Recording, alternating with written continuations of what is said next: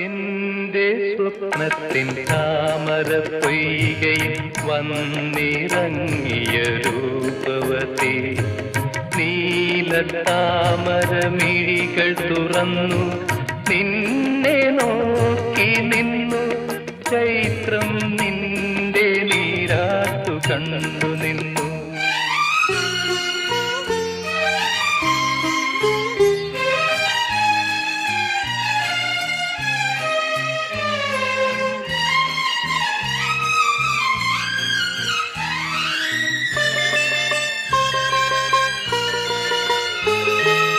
എന്റെ ഭാവനാരസലവനത്തിൽ